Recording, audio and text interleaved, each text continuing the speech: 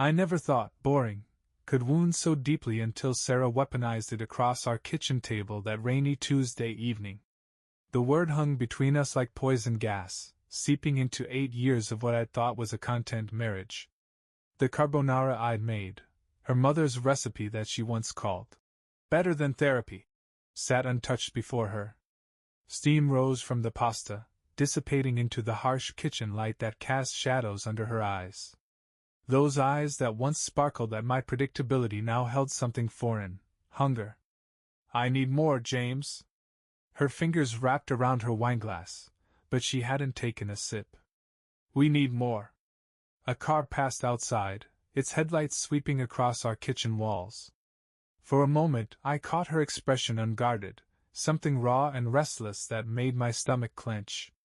What do you mean, more? My voice sounded distant, like I was speaking underwater. The fork in my hand suddenly felt too heavy. An open marriage. The words fell between us like shattered glass. I've been thinking about it for months. We're still young, James. 35 isn't the end. Don't you ever wonder what else is out there? My grip tightened on the fork until my knuckles went white. No. I don't. That's exactly what I mean. She leaned forward, animated in a way I hadn't seen in months. You're content. Too content. Life isn't meant to be this predictable. Every day, I know exactly what you'll say, what you'll do, what you'll cook for dinner. Her phone screen lit up on the table.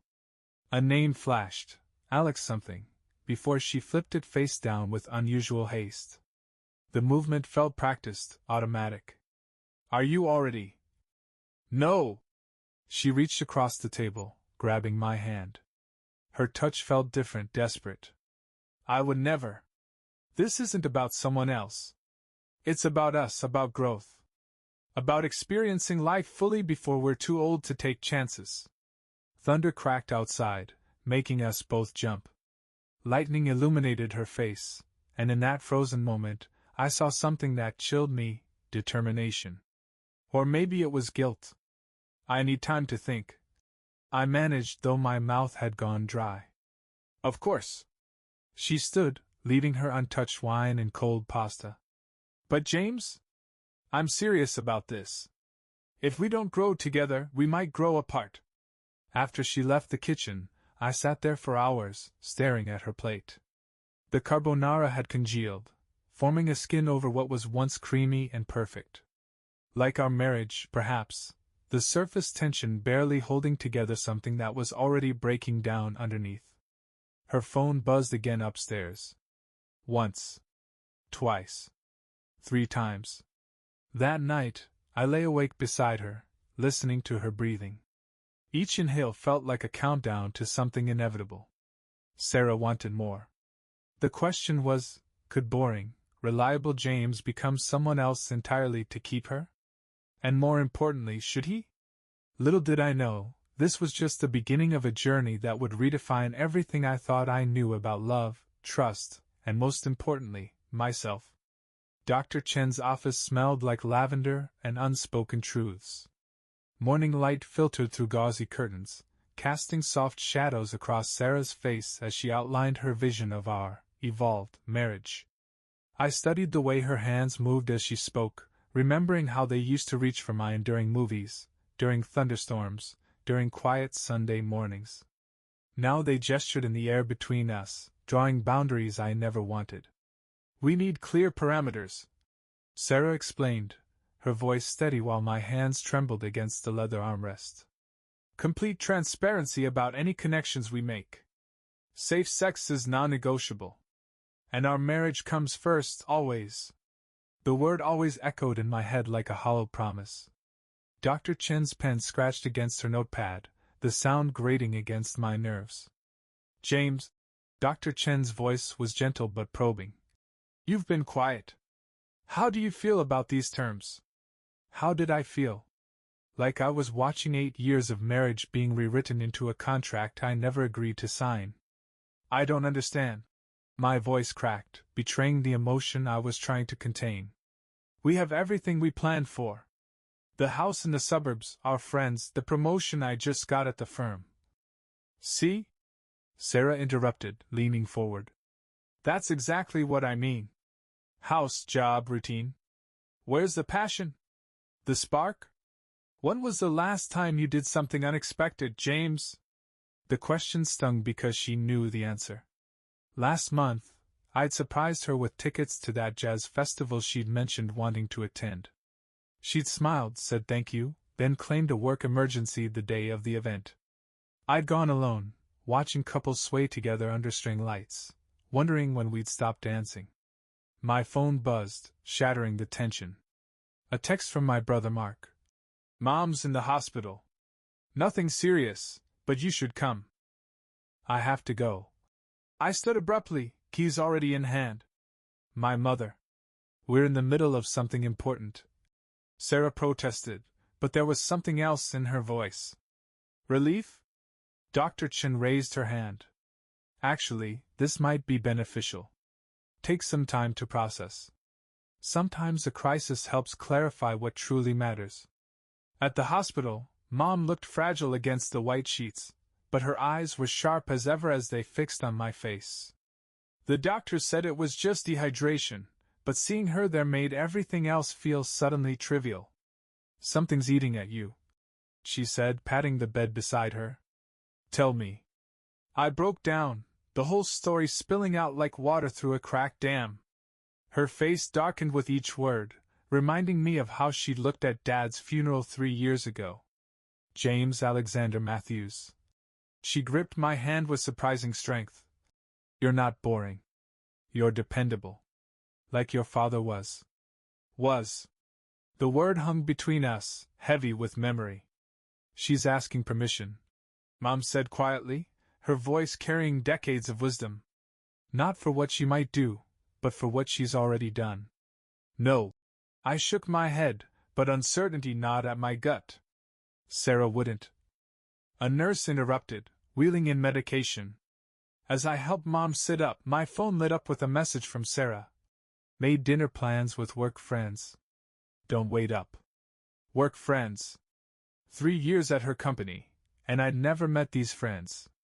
That night, I drove past her office building at 8 p.m. The parking lot was nearly empty except for 3 cars. I recognized Sarah's Prius.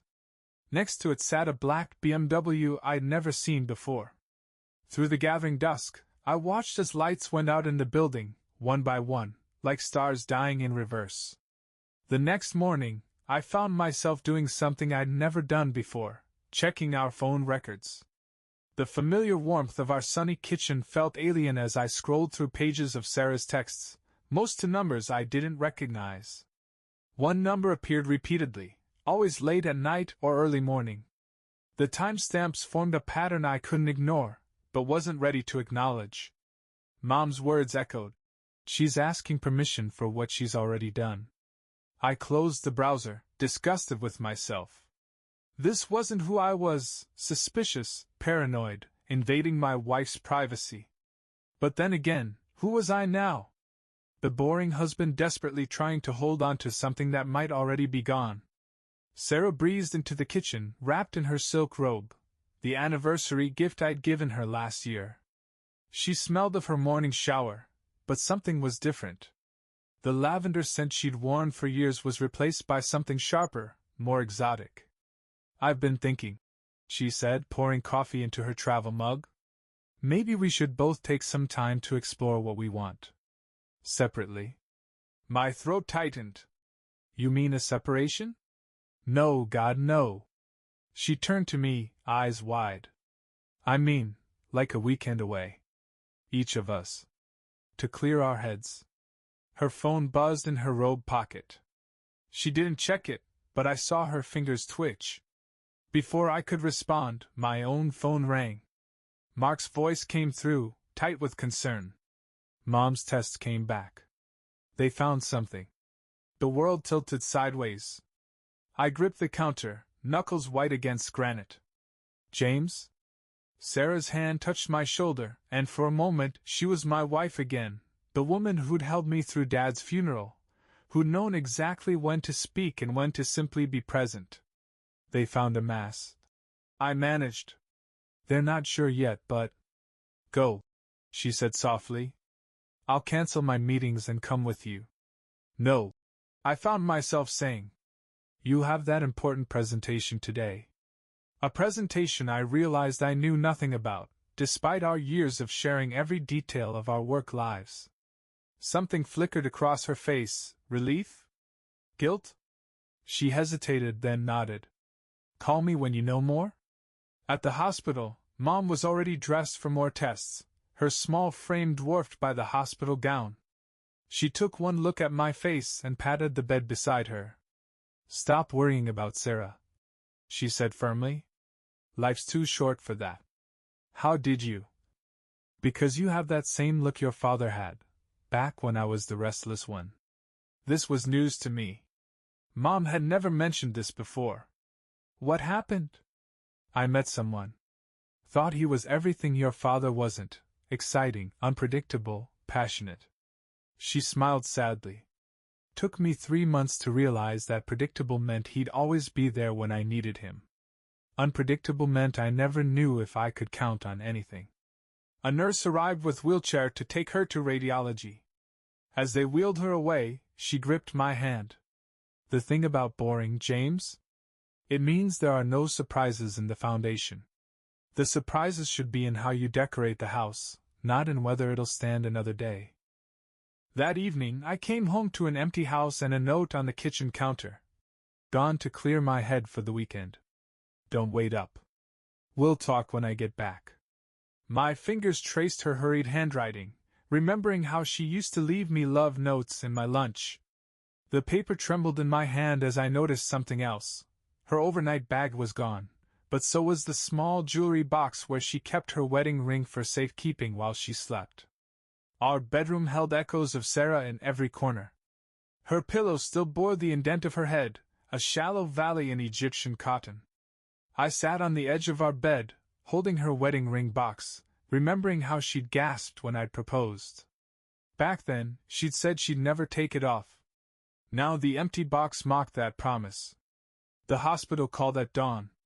Mom's biopsy results would take another week, but they wanted to keep her for observation. In the sterile fluorescent light of her room, she studied my face with the kind of attention that had always made lying to her impossible. She's gone for the weekend?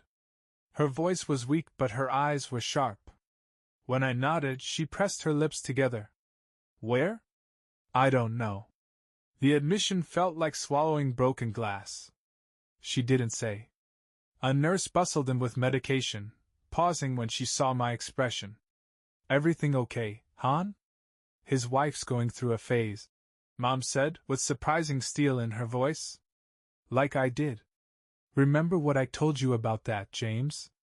But before she could continue, her face went slack, eyes rolling back.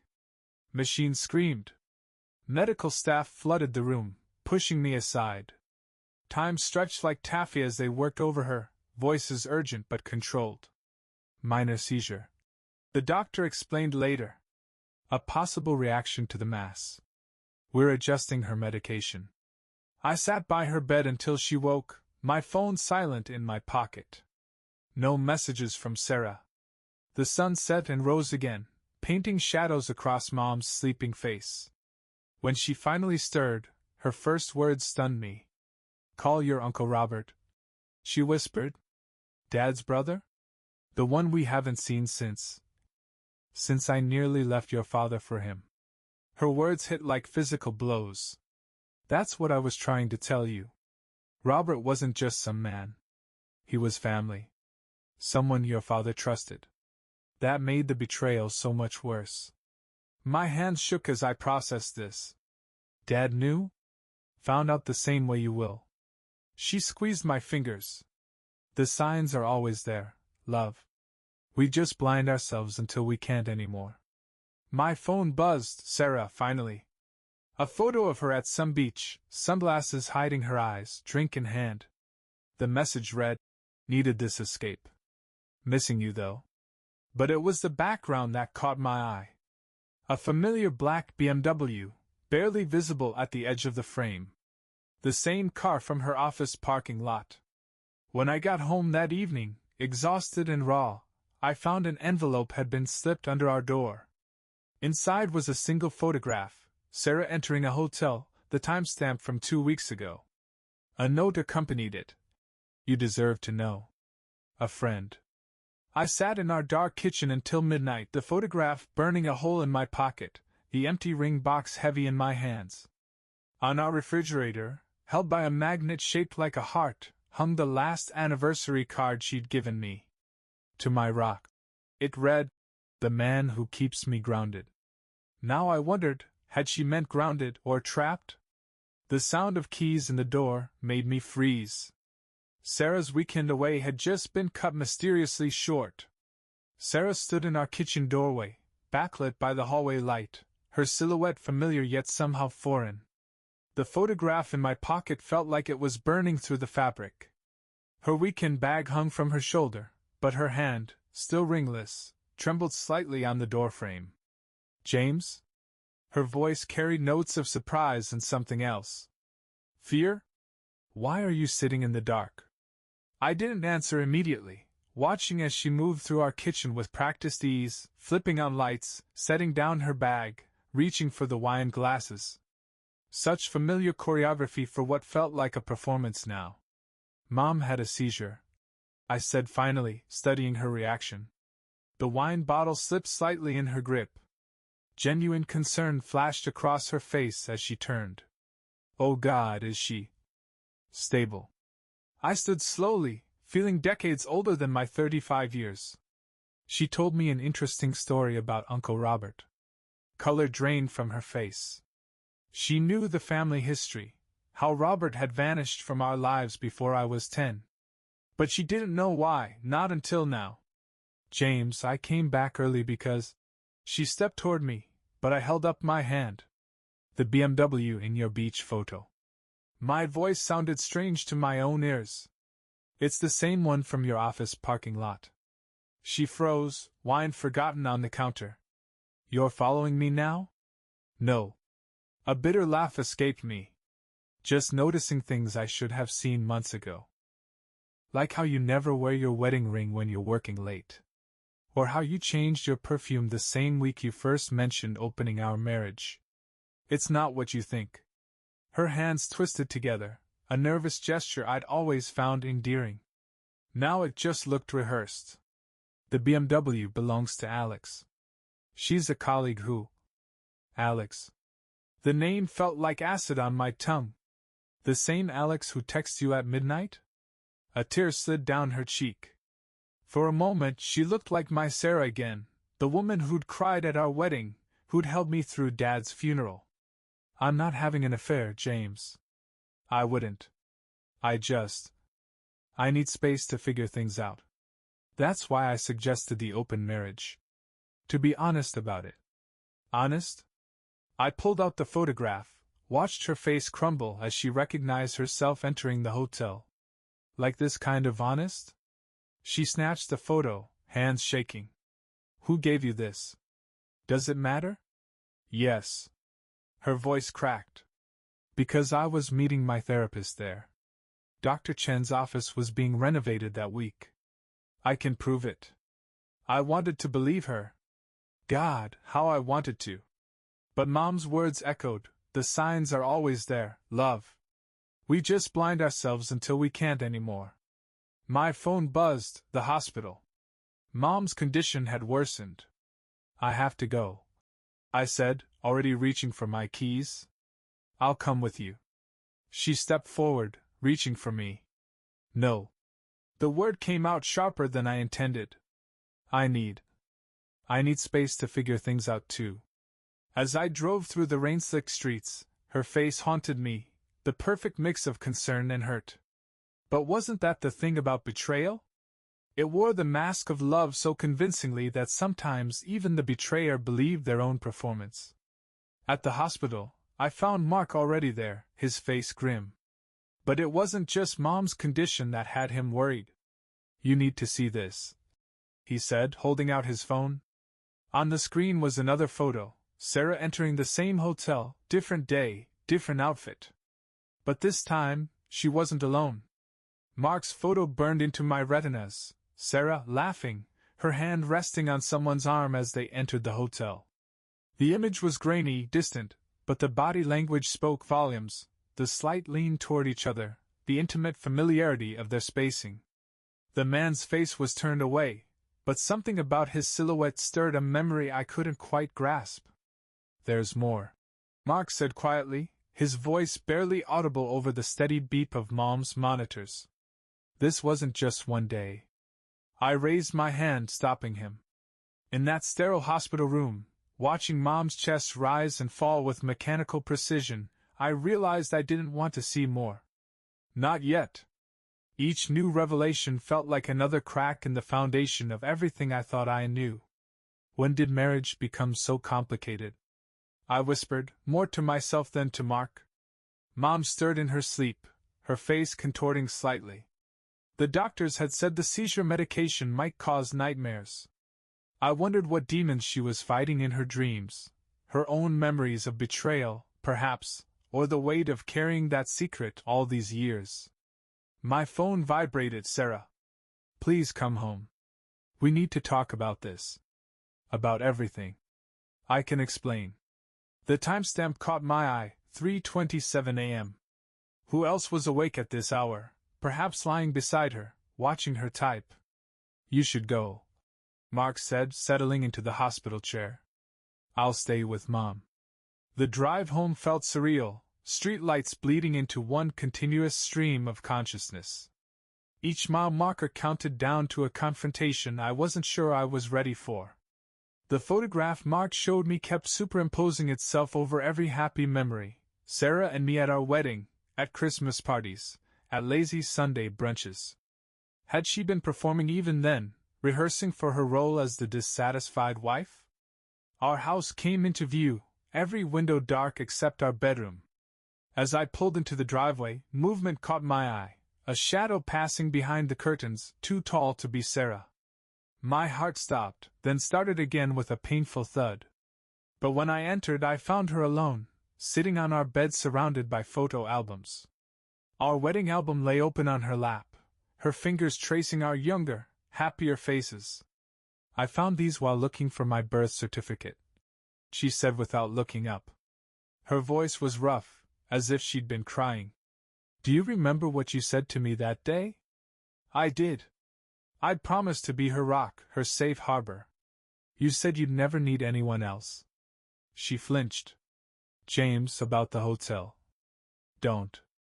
My voice came out harder than I'd intended. "Not tonight. I need to check something first." I moved past her to our closet, trying to ignore how her familiar lavender scent now mixed with something else, something masculine and subtle. Behind my row of neatly pressed suits, I found what I was looking for, an old shoebox of Dad's things that Mom had given me after the funeral. Inside, beneath sympathy cards and his favorite tie, was a photograph I'd never fully understood until now. Dad and Uncle Robert, arms around each other's shoulders, grinning at a family barbecue. The same height, the same build, the same way of standing. The same silhouette I'd seen in Mark's photo. My hands began to shake as another memory surfaced. Uncle Robert at a recent charity event I'd skipped because of work. Sarah had gone alone, saying she needed to maintain her social connections. "James?" Sarah's voice came from the bedroom doorway. "What are you looking at?" I turned slowly, the old photograph clutched in my hand, and saw in her eyes that she knew exactly what I'd discovered. The old photograph trembled in my hands, Dad and Uncle Robert, frozen in time, sharing the same smile. The same smile I'd seen reflected in our wedding photos, the ones Sarah had been studying moments ago. Blood ties and betrayal, woven through generations like a poisoned thread. "I can explain," Sarah whispered, but her voice held the hollow echo of rehearsed excuses. She stood in the doorway, a silhouette against the dim bedroom light, her fingers worrying the empty space where her wedding ring should have been. "How long?" The words scraped against my throat. "How long has Robert been your Alex?" She flinched as if struck. "James, please. Was it the charity event?" When I couldn't go because of the Anderson account? Each word felt like glass in my mouth, but I couldn't stop. Did he tell you about Mom? About how he almost destroyed our family once before? Her sharp intake of breath answered before her words could. He said it was different then. That your mother wasn't. My phone rang, cutting through the tension like a knife. Mark's name flashed on the screen. Mom's awake, he said without preamble. She's asking for you. And Sarah. Something in his voice made my skin crawl. She says she needs to tell you both something. Together. The drive to the hospital stretched like a lifetime, silence heavy between us. Sarah stared out the passenger window, streetlights painting her face in alternating light and shadow. I couldn't help but remember other drives, to our honeymoon, to house viewings, to countless dinner dates. Had she been thinking of him even then, comparing my steady presence to his exciting absence? Mom looked smaller than ever in her hospital bed, but her eyes burned with fierce clarity. When she saw us enter together, something shifted in her expression, recognition, perhaps, of a scene she'd lived through decades ago.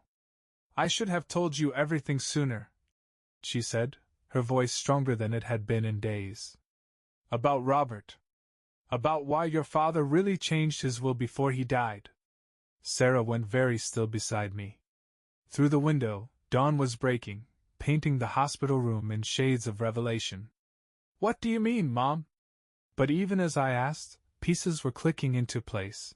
Dad's mysterious legal meetings in his final months, the tension at the funeral, Robert's too careful condolences. Your father knew, James. Not about Sarah. He died before that began. But he knew Robert would try again. Different generation, same pattern.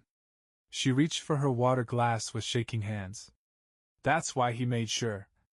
She paused, her face suddenly gray. Monitors began beeping urgently. Mom? The house, she managed, her voice fading.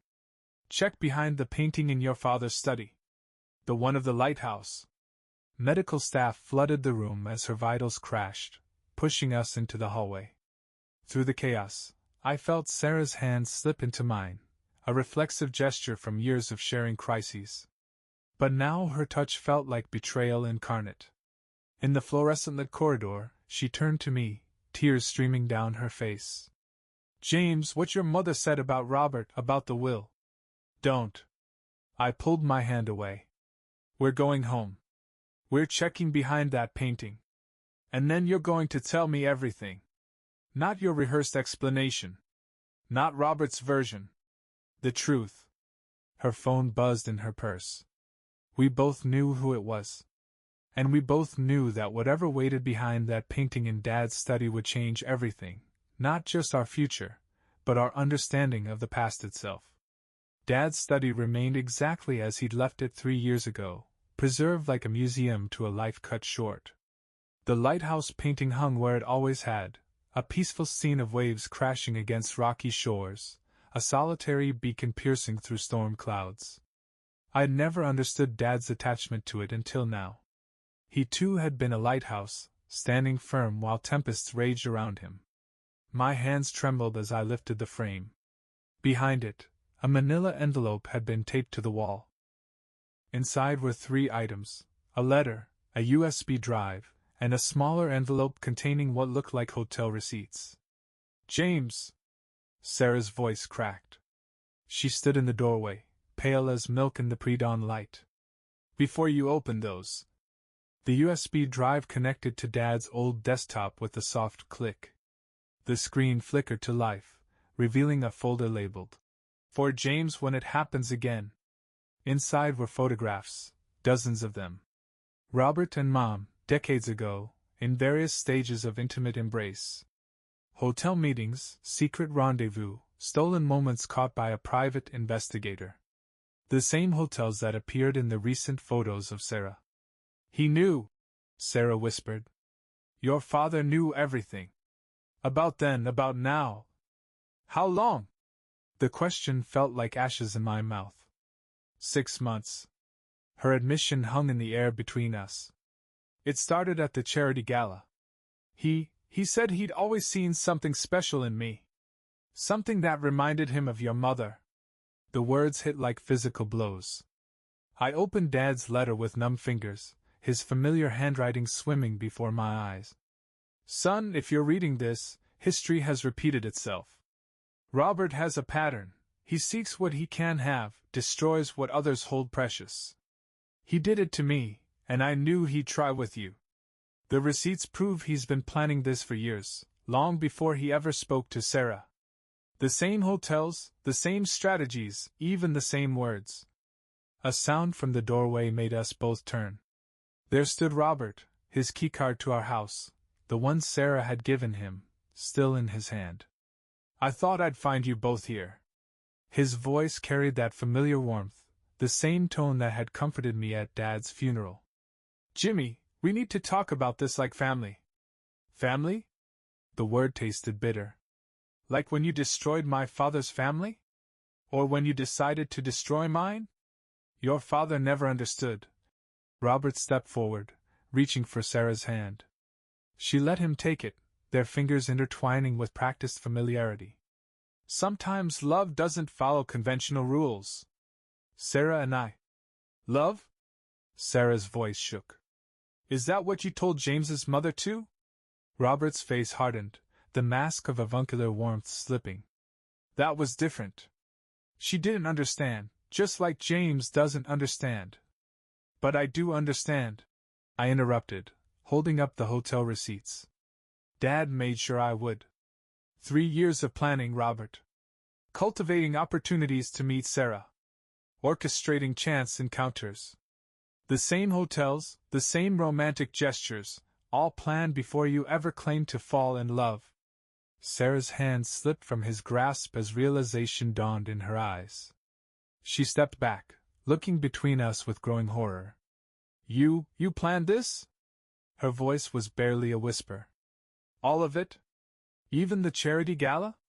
The morning sun finally breached the study's windows, casting long shadows across the floor.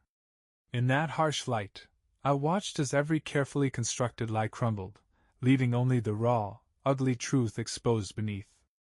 The truth that would destroy us all. Morning light filtered through the study windows, illuminating dust motes that danced like scattered memories in the air. Sarah stood between us, her face a canvas of dawning horror as years of careful manipulation revealed themselves in those hotel receipts, in Dad's prescient letters, in Robert's calculated silence. I don't understand, she whispered, but her trembling hands betrayed understanding dawning like a cruel sunrise. The charity gala, you said it was chance. Sarah. Robert reached for her, his mask of warmth cracking at the edges. The same hands that had comforted me at Dad's funeral now reached for my wife with practiced intimacy. Everything I felt, everything we shared, was a script, I finished quietly, holding up another paper from Dad's envelope. The same script you used with Mom. Dad wrote it all down. The chance meetings. The subtle compliments. Even the exact words. Sometimes love doesn't follow conventional rules. You used that line on Mom in 1985. Sarah's knees buckled. She caught herself against Dad's desk, her wedding ring box falling from her pocket, spinning across the hardwood floor like a lost compass. The soft thud as it hit the baseboard echoed with finality. I gave up everything, she breathed, looking at Robert with new eyes. My marriage, my integrity, my... She stopped, hand flying to her mouth. The room went still. Even the dust motes seemed to freeze. Sarah? My voice sounded distant to my own ears. What aren't you saying? She reached into her purse with shaking hands, withdrawing something I recognized instantly, a pregnancy test. Positive. The date on it was from 2 weeks ago. Robert's face strained of color. This wasn't in his script. This wasn't part of his carefully orchestrated destruction of another generation of Matthew's men. Sarah, you said you were on. I was. Her laugh held an edge of hysteria. But you knew that too, didn't you?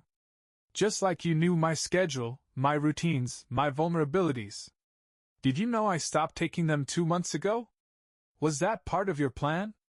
The morning sun caught the lighthouse painting, still hanging crooked from where I'd checked behind it.